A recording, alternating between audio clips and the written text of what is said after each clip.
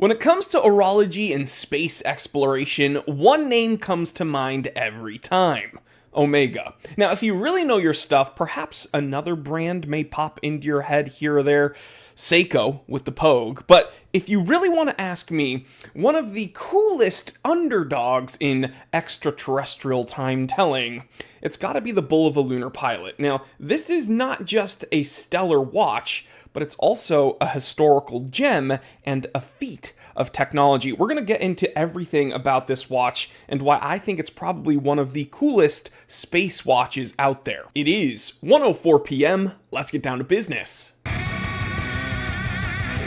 So way back in 1971, during the Apollo 15 mission, astronaut Dave Scott famously wore a Bulova chronograph on the lunar surface. Now, officially, NASA did supply all the astronauts with an Omega Speedmaster, but Dave Scott's Speedmaster was damaged during a prior EVA, or extravehicular, activity. Extravehicular activity. Nerds. But as a backup, Dave Scott brought his Bulova chronograph onto the mission, and it was that little mishap with his Omega that officially or unofficially brought Bulova out of this world. Now later, astronaut Dave Scott's Bulova was auctioned off for, I believe, over $1.6 million, simply because of its orological and historical significance. And so it made sense that Bulova would reintroduce this Bulova Lunar Pilot chronograph to the masses, because again, it is such a cool watch, and it's our way to have a piece of history celebrating that Apollo 15 mission. Now the Bulova Lunar Pilot is not a small watch. In fact, that's the number one complaint I hear about this. It's 45 millimeters, it's 13.5 millimeters thick, and it's got almost a 53 millimeter lug to lug. But here's the thing, having something with this much wrist presence and visibility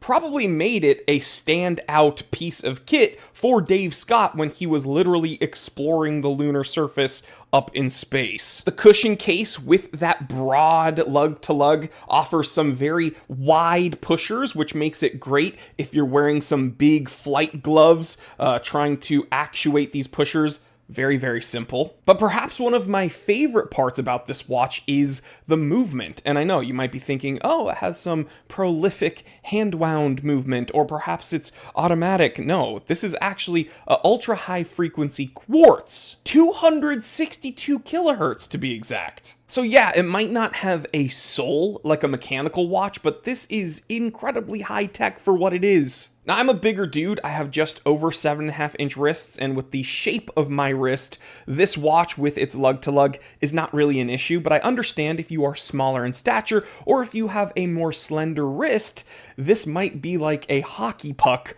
on your wrist, and it might not be wearable for you. But I think this is incredibly legible, I think it's very comfortable, and it's surprisingly lightweight. Now, regardless of the quartz movement and the large size, and for me, the one issue that I see with the watch is that dastardly offset date window, I still think this is an incredible watch that more collectors need to pay attention to. Not because it's going to be crazy valuable in the future, oh my god, you gotta have one, and then you can retire with it because it's gonna go up in price. That's not what I'm saying. The value of this watch comes from the fact that it is one of the coolest space exploration watches that is still incredibly affordable. Not everybody has the money for an authentic Seiko Pogue that's not been tampered with, that isn't some Franken watch. And not everyone has the money for a full-fat Omega Speedmaster professional moon watch. Like, I get it. Times are tough, not everyone has or wants to spend the money on those pieces. But even if you are a collector that's fortunate enough to have an Omega Speedmaster Professional or a Seiko Pogue, like, I'm gonna be honest, I'm gonna give myself a little pat on the back here.